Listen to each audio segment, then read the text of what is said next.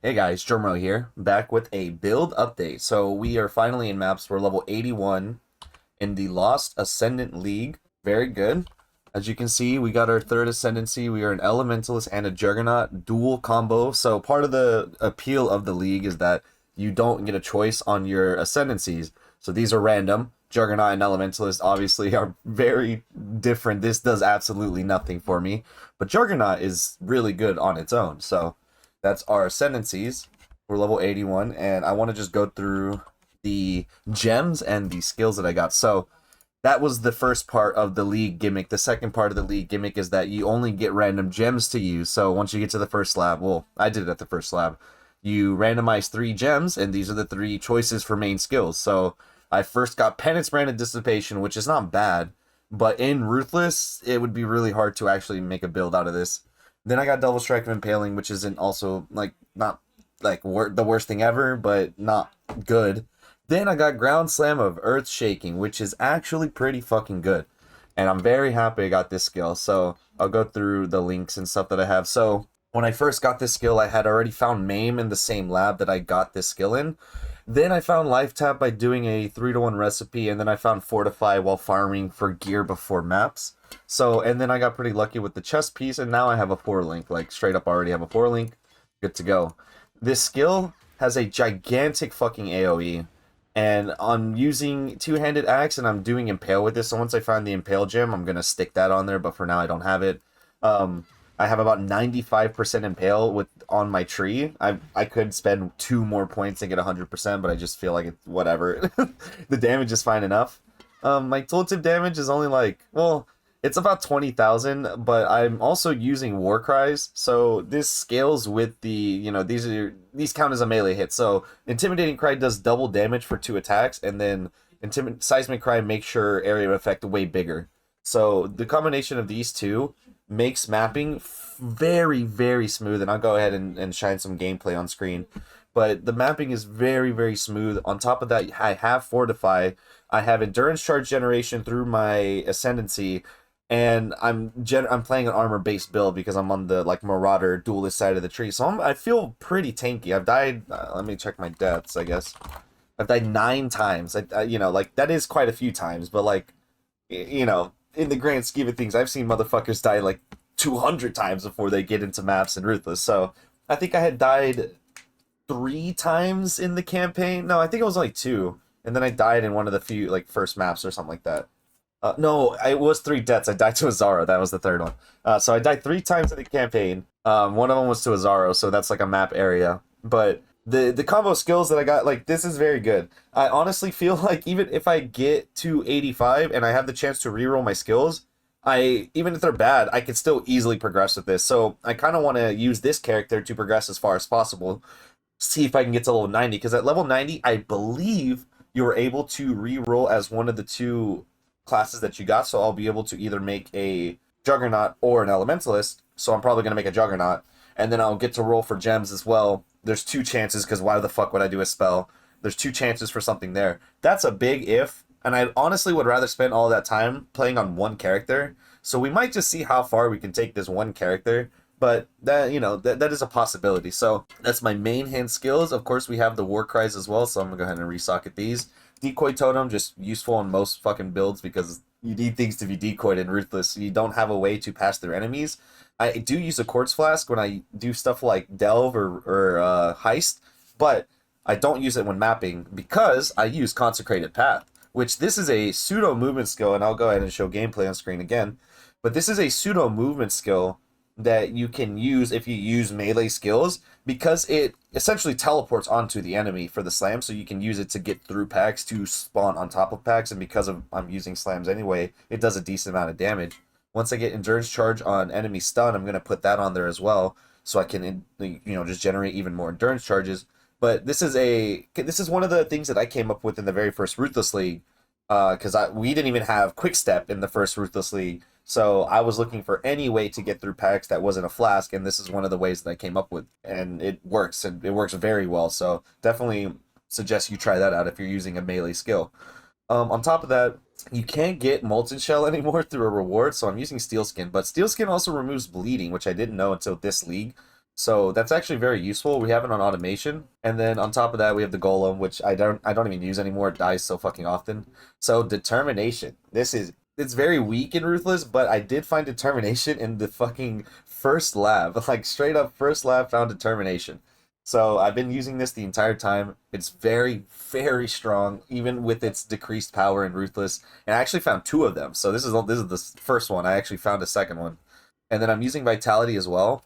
What I'm going to do is eventually on my tree, I'm going to get Blood Magic, so no mana. I'm going to use Eternal Blessing on either Determination or Pride when I get it. That'll be my one aura. And then I'll use Vitality Reserve with some of my life. I'm hoping to have around 5,000 life. That would be, I don't know, 350 to 500. I don't know exactly how much it reserves, but it would be around that much life. And so that would be the two auras I use, and with increased effect because of the Eternal Blessing.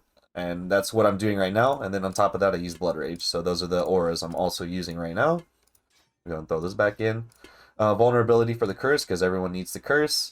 And that's currently the build. So I'll go ahead and show like all the gear. This is the most recent upgrade I got, is this axe. It doesn't have any move speed. It doesn't have any attack speed, but maim on hit is really nice in combo with the maim support. Once I get rid of this, I can still potentially maim. And then it has just large amount of fizz damage, so it's the best thing I've found so far. All the gear I have is decent, you know, like double res, life, rarity, double res, life, decent amount of armor. This has a lot of rarity and it just has a big res.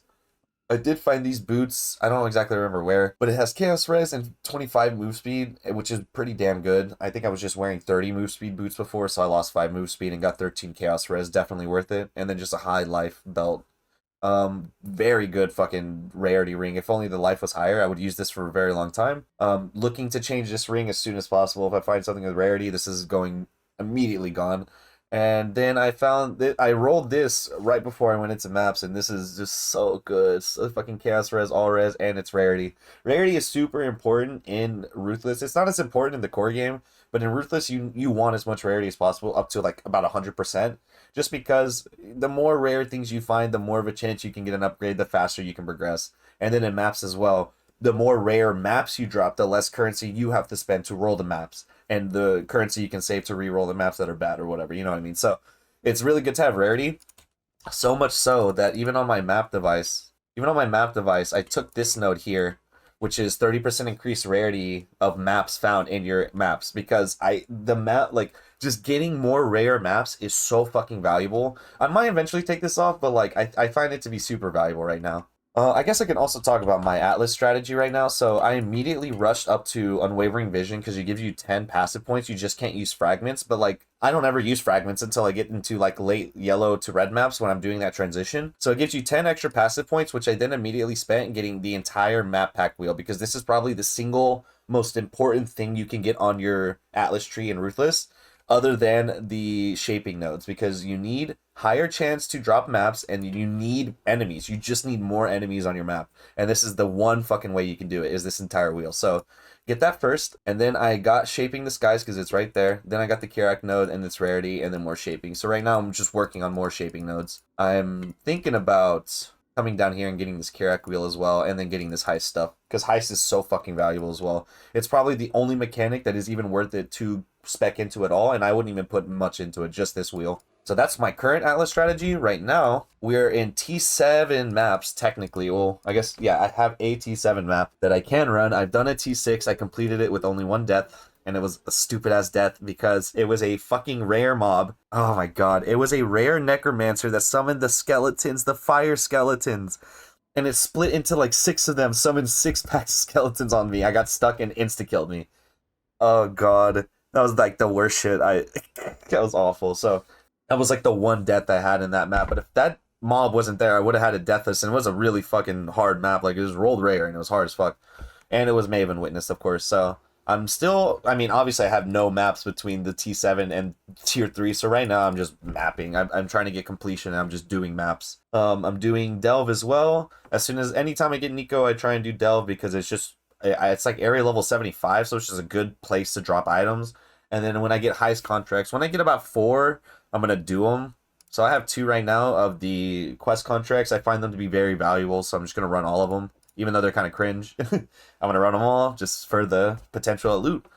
And so I guess we can, now that I have completely changed all the locations of all of my skills, let me go ahead and run a map real quick. Do a little bit of, let me put these up too. Do a little play-by-play commentary on what's going on here. So pop the Blood Rage.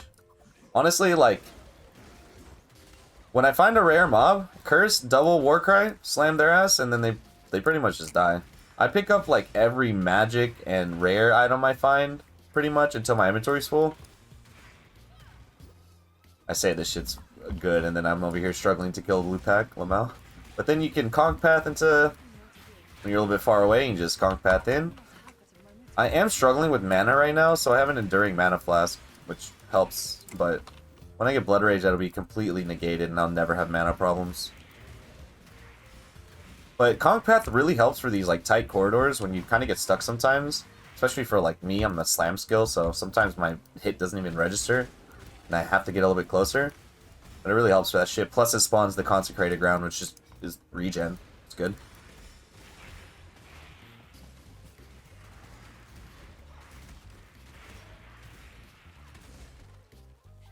But I do feel pretty mighty, because 3 endurance charges, I'm about to get +1 minimum with a chance to spawn on kill. And then I'm going to get another note to get 4 in total. Plus the Fortify.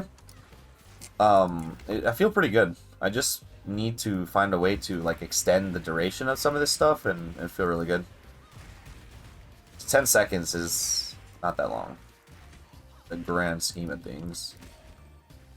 I found Fist of War as well. I just need blood. I need blood magic to do the rest of the stuff I want. I have blood magic, and then I want to switch main for Impale when I get it. So then it'll be Fist of War, Fortify, Impale, and then the main skill for a 4-link. That should give me a like fucking 100k, 200, like 200 to 250k DPS when I POB'd it on like a bad weapon. Now I have a better weapon than I had, so it should be even better.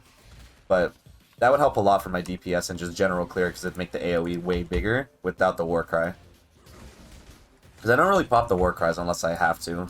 It would probably help if I'm always popping Seismic to get the AoE increase, but I will walk back for 1 Wisdom Scroll. And see, like here, you just fucking cross the gap, who cares? Kind of sucks though, because now I have to walk all the way back over there to get that little area, but you know what? Fuck it, we ball. Fuck it, we ball. Fuck it, we ball.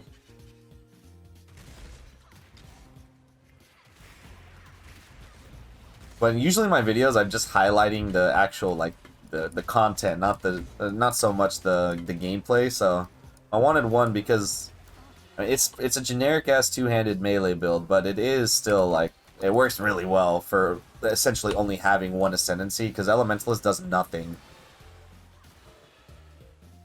Even if I was doing a spell build, Elementalist still basically does nothing. It's just like increased ailment effect for shock and freeze, I'm pretty sure, something like that.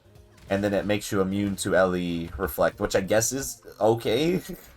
If you're doing a Ellie build, it opens up more maps to run, but in the grand scheme of things, if I had gotten quite literally any other Ascendancy, even like a Cultist, I would have been way better off. I kind of wasted that portal. I'm gonna run down here. Normally, if I was playing Core, I wouldn't give a fuck about like 30 mobs, but I feel like 30 mobs in Ruthless is quite a bit, so I'm gonna spend a little bit of time and come down here and kill them. Let me see you drop the rare fucking like item. Definitely worth.